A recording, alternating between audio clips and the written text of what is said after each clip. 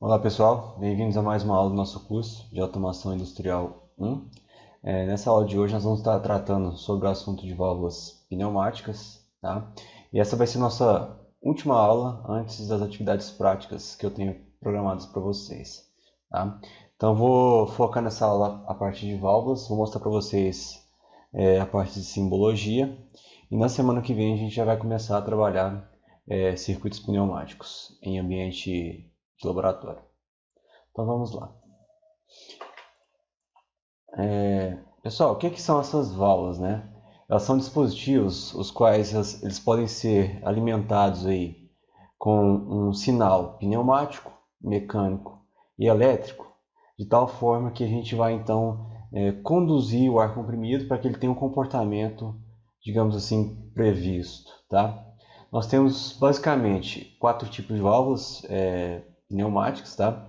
A primeira delas, são as mais importantes, né, são as válvulas direcionais, e conforme o próprio nome já diz, comandam a partida, parada, sentido e movimentos do atuador. Okay? Então, essas válvulas vão ser responsáveis por direcionar o ar, né, pelo circuito de ar comprimido. As válvulas de bloqueio são as válvulas que bloqueiam o fluxo de ar num sentido, liberam no outro. Tá? Como é que vão funcionar isso aí? Depois eu mostro para vocês. Elas permitem vocês controlarem, digamos assim, a lógica de acionamento. As válvulas de fluxo influenciam a vazão de ar comprimido. Para que a gente utiliza esse tipo de válvula? Para a gente alterar, digamos assim, a velocidade de funcionamento dos meus atuadores. E as válvulas de pressão, elas influenciam a questão da pressão que está sendo enviada para os meus componentes pneumáticos. Beleza? Então vamos lá. Pessoal, com relação às válvulas direcionais, conforme eu falei para vocês, né? Elas direcionam o fluxo de ar e elas têm algumas características que são, digamos assim, principais na hora que a gente vai identificar e trabalhar com elas, tá? Que são número de posições, número de vias, posição de repouso, tipo de acionamento e tipo de retorno, tá? Eu vou estar explicando para vocês cada um desses itens em detalhes aqui adiante. Então vamos lá. Primeira coisa, tá? Posição. O que é a posição? Na simbologia da válvula, a posição ela vai ser representada por um retângulo, tá? Posição vocês podem entender como sendo um estado que essa válvula ela assume, tá? Ele vai ter um estado tal ou estado tal. Normalmente, as válvulas mais simples que nós vamos estar utilizando nas nossas aulas práticas, elas vão ter dois estados. Ou ela está em uma configuração ou ela está em uma outra configuração. Só existem esses dois estados possíveis, tá? Então, a maioria das nossas válvulas vão ter essa característica aqui, elas vão ter duas posições, vão ser representadas através de dois retângulos, ok? Se ela tiver três posições, então você vai ter três retângulos, e assim por diante, tá? Vale ressaltar que as mais comuns são as de duas posições, que são as mais simples, certo? Então, o número de quadradinhos define quantos estados, quantas posições que a nossa válvula possui, ok? Vamos lá. O número de vias, pessoal, está relacionado aí com a quantidade de, digamos assim, conexões que a nossa válvula vai ter, tá? Como é que a gente faz para identificar isso aí? Tendo o nosso retângulo referente aos estados, tá? Por exemplo, vamos pegar esse desenho que está aqui. O número de vias pode ser identificado pela quantidade de vezes que o meu desenho interno toca esse retângulo. Então, por exemplo, nessa via de passagem, eu tenho que esse desenho ele toca nesse ponto aqui e nesse ponto aqui embaixo. Então, nesse caso aqui, eu teria duas vias. Eu posso ter também uma via de bloqueio, que é o exemplo mostrado aqui à direita, tá? Para essa via de bloqueio, quantas vezes o desenho toca a parte do retângulo? Então, ele toca nesse ponto e nesse ponto. Então, também seriam duas vias, certo? Eu posso ter vias de passagem combinadas com vias de bloqueio, que seria esse terceiro exemplo. Quantas vias eu tenho nesse caso agora? Eu teria uma, duas, três vias, beleza? E eu posso também ter ambas, duas vias de passagem, por exemplo, em um mesmo estado. Nesse caso aqui eu teria uma, duas, três, 4 vias. Beleza? Então as vias são isso. Quantas vezes você toca, quantas vezes o desenho interno que está desenhado no estado toca o retângulo, né, que está aí de fora. Beleza? Então vamos lá, vamos continuar. Outra coisa, tá, pessoal? As vias também, elas podem ser identificadas ou por letras ou por números, tá? Ambos são bastante comuns e referem-se aí às normas de ISO 1219 e a 5599, ok? Eu separei para vocês, tá? As letrinhas que estão fora do parênteses, referem-se à DIN ISO 1219. E o que está dentro do parênteses refere a essa norma de baixo aqui, beleza? Então vamos lá. Normalmente, a linha de pressão, que é a linha com a qual você alimenta a válvula, ela tem um nomezinho de P ou 1. Tá? Então, sempre que você vai alimentar a válvula, vai ser na via P ou 1. Ok? As vias de retorno ou escape, tá? É mais comum a gente utilizar o nome escape, elas vão ser as vias R, S ou 3 e 5. Então, você lembra aí, os ímpares fora o número 1 são os escapes, os retornos. Tá? E as vias de utilização ou vias de trabalho serão A e B ou 2 e 4. Ok? Se, por exemplo, a nossa válvula tiver mais vias do que apenas essas 5 demonstradas aí pelos exemplos, então, por exemplo, vias de retorno seriam 3, 5, 7 e 9, por exemplo, e assim por diante. Vias de utilização 2, 4, 6, 8 e assim por diante. Ok? Então é assim que a gente faz a identificação das vias.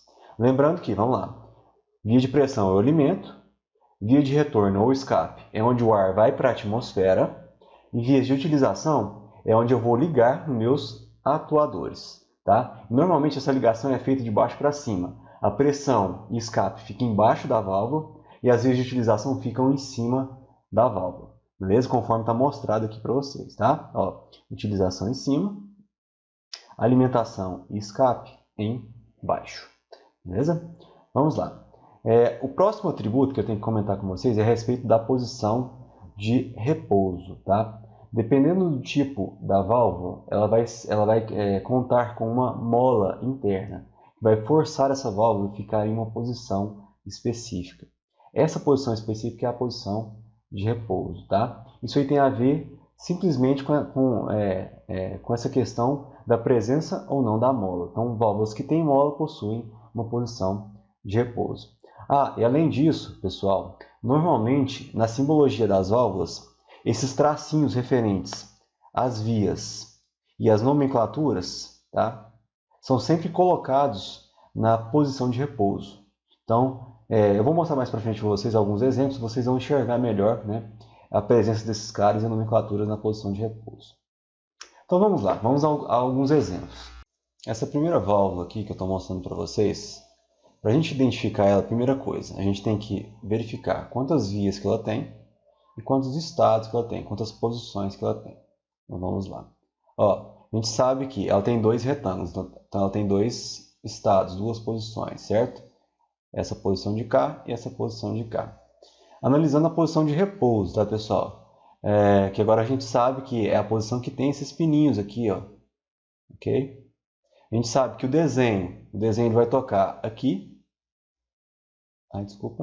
e aqui embaixo, ok? Então, seria uma válvula com duas posições e duas vias. Mas, novamente, vamos lá. Analisando a posição de repouso, a gente está vendo que o ar não está permitido a passagem aqui. Ele não passa de uma via para outra. Então, isso aqui está no bloqueio. Então, essa válvula aqui seria uma válvula 2 por 2 vias, fechada no repouso.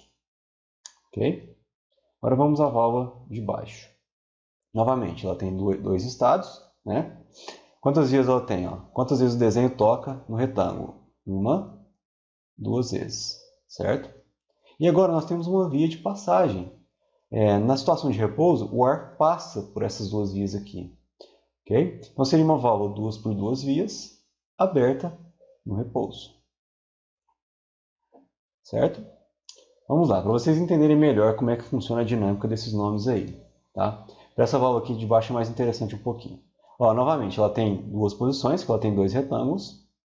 Analisando a posição de repouso, quantas vezes o desenho interno toca o retângulo? Ó, uma vez, duas vezes, três vezes. Já mudou. Ela tem três vias e duas posições. Tá? E eu sei, pessoal, pela minha experiência, né, que essa via aqui, ó, é a via de pressão. E ela está bloqueada. Então seria uma válvula 3 por 2 vias, fechada no repouso. Ok? Pode ser meio estranha essa questão, né, de ser 3 por 2 e não 2 por 3, mas é o nome que se utiliza na prática, tá? O número de vias vem antes do número de posições. Ok? Então é 3 por 2 e a gente fala vias, apesar de ser estranho isso mesmo, mas é o comum de se utilizar, tá? 3 por 2 vias fechado no repouso. E essa de baixo aqui, ó, ela tem duas posições, né? Porque tem dois retângulos. Quantas vezes o desenho toca no retângulo? Ó, uma, duas, três, certo? Analisando a situação de repouso, a gente está vendo aqui, ó, a linha de pressão, que eu sei que é essa aqui, ela está dando passagem. Então seria uma válvula 3 por 2 vias, aberta no repouso. Ok? Vamos a de baixo agora. Vamos lá. Nós sabemos novamente, ela tem duas posições, dois estados, certo? Mas agora, quantas vezes o desenho interno toca o retângulo? Vai ser uma vez, duas vezes, três vezes, quatro vezes. Tá? Então, por essa regrinha que a gente discorreu antes, ela seria uma válvula 4 por 2 vias. Beleza? Só que, independente da configuração, se ela está nessa posição aqui ou nessa, o ar ele sempre tem passagem. Então a gente não vai dar nenhum nome a mais a ela. A gente vai falar que é uma válvula 4 por 2 vias. Ok? Beleza. Mais alguns exemplos para vocês. Essa válvula aqui, pessoal, também é uma válvula relativamente comum. Tá? Ó, ela tem duas posições, então vai ser barra 2 lá. Certo? Quantas vezes o desenho toca o retângulo? Ó, uma, duas, três, quatro, cinco. Então seria uma válvula 5 por 2 vias. Essa de baixo aqui, ó, ela já mudou um pouquinho. Tem três retângulos, então ela tem três posições, certo? Então ela seria barra 3. E quantas vezes o desenho toca o retângulo na posição de repouso, tá? Ó, uma, duas, três, quatro. Ela seria uma válvula 4 por 3 vias. No caso aqui ela seria com bloqueio, tá? Com posição central bloqueada. Depois a gente pode mostrar para vocês essas questões aí. Quando a válvula tem três posições, normalmente a gente tem mola dos dois lados para que ela fique centrada, certo? Quando a gente quer atuar, basta a gente mandar os comandos em cada um dos lados da válvula. Ele vai para o lado esquerdo, né? Ou para esse estado aqui, ou para esse estado de cá, tá? Mas normalmente esse tipo de válvula aqui ele fica centrado sempre. Tem duas molas, um do lado e um do outro. Beleza? Vamos ao próximo exemplo. Isso aqui também seria, ó, três posições, né? Tem três retângulos. Toca uma, duas, três, quatro vezes. Seria uma válvula 4 por 3. Só que agora com posição central para escape. A gente sabe, por experiência a gente sabe que esse cara aqui seria o escape e essa aqui seria a pressão. Tá? Então, ó, ambas essa via e essa via aqui, elas estão ligadas no escape. A próxima, vamos lá. Tem três estados também. Né? Quantas vezes o desenho toca o retângulo na posição de repouso? Ó, uma, duas, três, quatro, cinco. Então seria uma válvula 5 por 3 vias. No caso aqui com posição central bloqueada. E na última válvula também temos uma situação semelhante. Três posições, toca 5 vezes, só que com posição central para escape. Beleza? Vamos lá. Cada válvula, pessoal, ela vai ter aí o seu tipo de acionamento específico, tá? Nós temos acionamentos tanto manuais quanto acionamentos mecânicos. Podemos ter acionamentos também pneumáticos, hidráulicos e também elétricos, tá? Sendo que os mais comuns seriam os musculares ou manuais, tá? Os mecânicos, os pneumáticos e elétricos. É muito raro a gente ver uma válvula pneumática acionada por energia hidráulica, tá? Mas existe também. Vamos lá. Então, o primeiro tipo de acionamento muscular. Okay? A gente tem 4 tipos diferentes. A gente pode ter uma válvula que é acionada por botão, ou por uma alavanca com trava, ou por pedal, tá? Isso aqui, pessoal, esses símbolos que eu estou mostrando para vocês aqui, vão ser colocados aos lados, dos lados das válvulas, entendeu? Então, por exemplo, depois eu vou mostrar mais para frente, mas esse botão aqui ele estaria do lado esquerdo da nossa válvula, indicando que tal posição específica seria atingida quando você apertasse o botão, ou girasse a alavanca, né? Ou apertasse o pedal. Beleza? A próxima, pessoal, vai ser acionamento por piloto, tá? A gente não fala acionamento pneumático, que tem um apelido próprio aí da área, né? Que já é comum o pessoal utilizar, né? Que é o acionamento por piloto. Pode ser tanto por piloto positivo, que é você injetar ar comprimido, certo? Ou um piloto negativo. No caso que quando você tivesse a situação normal, fosse você aplicando pressão, e quando você tira a pressão, essa válvula aciona para aquele estado específico, ok? Então seria um decréscimo de pressão, ao invés de um acréscimo. Beleza? A pressão está saindo daquela posição ali. Beleza? Vamos lá. O próximo. Os acionamentos mecânicos, pessoal. Qual que é a diferença do acionamento mecânico para o acionamento manual, tá? No acionamento manual, quem vai ativar vai ser o próprio operador. O acionamento mecânico ele vai ser efetuado a partir do toque de alguma parte do equipamento. Então, por exemplo, o cilindro avança e você tem alguma coisa na cabeça do cilindro que vai ativar alguma coisa, acertar alguma válvula que tem algum mecanismo aí de acionamento mecânico, tá? Que podem ser do tipo aí rolete, podem ser gatilhos, um acionamento mecânico também pode ser considerado que é a mola, tá? E pinos apalpadores podem ser também considerados acionamentos mecânicos, ok? Então essa é a diferença, ó. Mecânico é a máquina mesmo que aciona, manual é o próprio operador que vai lá, pressiona alguma coisa ou gira alguma coisa, tá? E por último nós temos aí o acionamento elétrico, que nós estaremos trabalhando com eles mais adiante no nosso curso, quando eu introduzir a parte eletropneumática para vocês, tá? Que é um acionamento que você faz aplicando energia elétrica, ok? Você tem uma solenoide, que basicamente consiste de um eletroímã, e esse eletroímã vai atrair a parte interna da válvula, fazendo com que ela mude de estado, certo? E a simbologia para esse cara é justamente essa aqui mostrada para vocês, tá?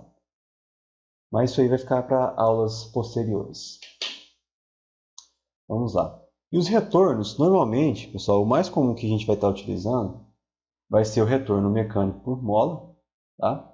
Algumas válvulas, elas podem ter tanto acionamento e retorno por ar comprimido e também através de solenoides, tá? Então vai ter de um lado e do outro da válvula. Um piloto de um lado, um piloto do outro, um solenoide de um lado, um solenoide do outro, tá? Ou também aqui no caso, né, do retorno por mola, a mola vai estar de um lado. Ou pode estar dos dois lados, no caso de uma válvula com 3 posições. Ok? Só para vocês verem aí alguns exemplos de válvulas, né, pneumáticas. Essa válvula aqui, ó, pessoal, que eu estou mostrando aqui para vocês, isso aqui seria um acionamento por solenoide, tá? Quando a gente não consegue ver nada do outro lado da válvula, normalmente isso aqui é uma mola que tem aqui dentro, tá? Essa de baixo aqui a gente tem um acionamento por duplo solenoide, dos dois lados da válvula a gente tem solenoide. Nesse caso aqui, dessa válvula aqui, ó, nós temos acionamentos feitos por piloto, tá vendo aqui, ó? Esses dois caras aqui são responsáveis por acionar a minha válvula, tá? Vamos lá, nós temos acionamentos por botão aí dos mais diversos tipos, tá? Temos roletes também, botões com trava e assim por diante, tá? A gente tem aqui ó, acionamento por piloto, tá? E retorno por mola. Pessoal, esse vídeo eu vou estar encerrando ele por aqui, tá? Para que ele não fique muito longo e fique muito cansativo para vocês assistirem. Então, deem continuidade aos estudos de vocês no próximo vídeo. E é isso aí. Obrigado pela atenção e até a nossa próxima aula.